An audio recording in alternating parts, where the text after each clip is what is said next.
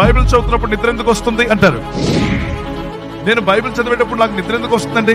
ఇంకా ఏ పుస్తకం చదివినా నిద్ర రావట్లేదు, కానీ బైబిల్ చదివితేనే నిద్ర వస్తుందా?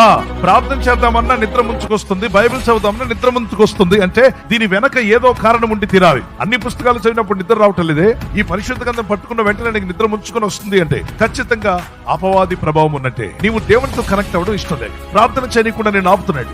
ప్రార్థన ద్వారా దేవునితో కనెక్ట్ అవుతావు, వాక్య ధ్యానము వాక్య వినుట ద్వారా దేవునితో కనెక్ట్ అవుతుంది నీ ఆత్మ. ఈ బైబిల్ చదువుతున్నప్పుడు నీ ఆత్మ దేవునితో కనెక్ట్ అవుతుంది. ఒక ఫ్యాన్ కొన్నారు, ఒక రిఫ్రిజిరేటర్ కొన్నారు, ఇంకేదైనా వస్తువు కొన్నారు, ఆ కనెక్టివిటీ వైర్ తీసుకెళ్ళి ఎక్కడ కనెక్ట్ చేయాలి? మెయిన్స్ ఉంటాయి కదా, దానికి అలా కనెక్ట్ చేయకపోతే ఫ్యాన్ తిరుగుతుందా? కనెక్ట్ అయినప్పుడు ఫ్యాన్ తిరగదు, లైట్ వెలగదు.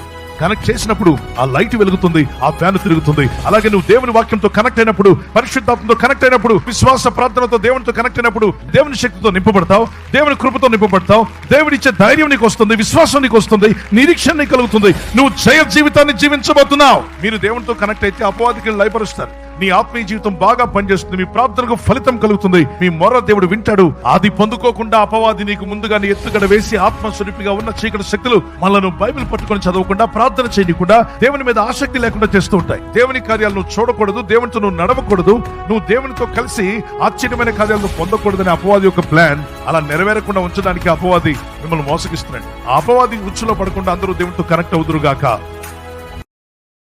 Download ShareChat.